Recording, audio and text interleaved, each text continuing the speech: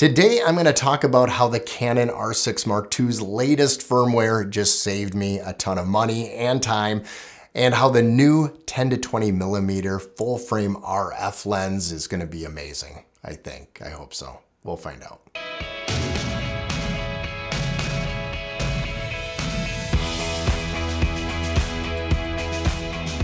Hi, I'm Jared Hoyman, and welcome back to the channel where I totally just get really excited about camera, video, technology altogether. I'm just a big, fat, middle-aged nerd.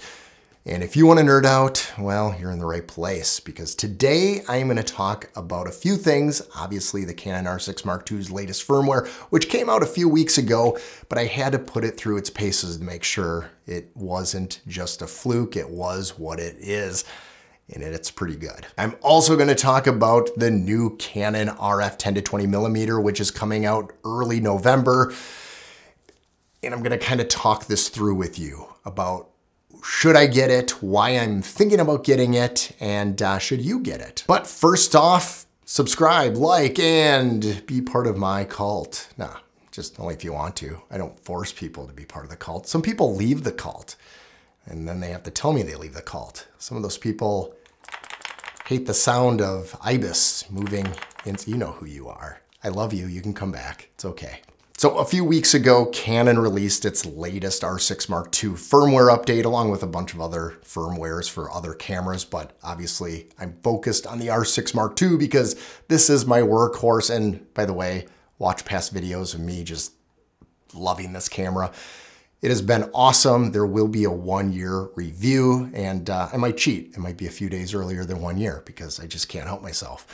But stay tuned for that. So a few weeks ago when I installed the R6 Mark II's latest firmware, I didn't expect a whole lot. It just said bug fixes. It said stuff with lens correctiveness. I don't know what that means. Maybe it's the 10 to 20 that we're gonna talk about. It's so exciting. I'm so excited about it. We never know what bug fixes mean. You read through it, it never gives you specifics because they don't want you to know. Pretty sure that's it. And just to back up a little bit, for those of you that have been following this channel for any length of time, you knew that I had issues with the R6 Mark II because I was getting an error quite often. Almost every morning that I started up my R6 Mark II, which is 5 days a week that I shoot with it, it was coming up with a brief error with the battery, and everything I read said, you need to send it in. You need to get this fixed. It's never gonna get fixed. And it's not a specific battery, it's just battery general. So I tried different batteries. I tried third party, first party, you know, the Canon Elite battery. Nothing solved that issue. I just dealt with it. And the good news is it really would go away after a few seconds and then I would move on. But I didn't know what the long-term effect could be. I was kind of gambling. And as you know, I made a video on what I should do, asking you, and that was get a new R6 Mark II as a second one as I send this in, get a different full frame, use the crop sensor R7 that I have, and just with an ultra wide lens for my architectural photography. And ultimately, I took the advice of nobody. I just actually didn't do anything. I did not send it in. I kept thinking, oh boy, it's working, it's kind of annoying, and hopefully I'm not ruining it. So now, after a few weeks of the newest firmware for the R6 Mark II being installed on the camera, I have not seen that error. I expected that error, well, maybe it'll come in a few days, a week, 2 weeks. It's been like 2 or 3 weeks. I have not seen that error, which goes to show you should update your firmware as often as they do it themselves, because obviously they're correcting a bug that they don't want to tell you, but it's in that mix. And I think that this was a bug because it did not affect anything else with my camera. The batteries always operated just fine. I just got this weird error screen. So if you have the Canon R6 Mark II, if you have the R7, if you have the R5, update your firmware. There's always a good reason to do it. There's issues out there. If you have been with Canon for over 10 years, you should be really appreciative because before they never updated their firmware. It might have been a couple times in the beginning of the birth of that camera, and that was it. And then they said, whatever, good luck, sucker. But now They actually update them quite often, and the R5 is updated how many years later? Like 4? 4 years later, they're still updating the R5's firmware to make it better. That is awesome, and that is what competition does in the marketplace. So that goes into the next topic because I am Canon. When a new Canon lens comes out, and in this case, yes, it is the 10 to 20 millimeter f4. Doesn't sound that great, right? 10 to 20 millimeters, like a 10 millimeter gap. It really doesn't do a whole lot, does it?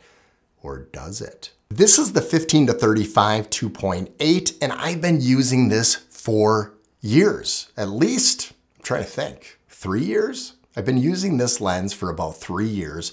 And before that, I used the Samyang 14 millimeter, which was even wider than this. And before that was the EF 16 to 35 f4. I've always wondered where the 15 to 35 really fits in, because I have the 15 to 35 2.8, I have the 24 to 70 2.8, way too much of an overlap there to justify to have both. For the 15 to 35, compared to the 24 to 70, you have 24 and 35 millimeters. Why do I need the 24 to 70 at that point? Plus, hear me out, the 15 to 35 is a 2.8. Now, when I started with EF glass, I had the 16 to 35 f4. Now, I never had to stop down any further than that. In architectural photography, you want more in the picture. You want more focused. So f4 is absolutely the lowest aperture I want anyways, and I'm shooting at f8 and sometimes f11. So f4, yes. f2.8, I have no idea. I never use the 2.8. It is rare. And if I want the 2.8, I want something blurred out, it is going to be the 24 to 70 that I'm going to be using and not the 15 to 35. So that being said, the 10 to 20 millimeter f4 is probably perfect when it comes to aperture, because video walkthrough inside, I actually do stop down to the f4, even on the 2.8. I never go down to 2.8 because I want some in focus, even at a 15 millimeters. So now at 10 millimeters at f4, it's so wide of a frame that you're getting everything in focus anyways, even at f4, that it doesn't really matter. Now, if I do decide, that's right, I haven't made the full decision. I haven't pre-ordered it yet.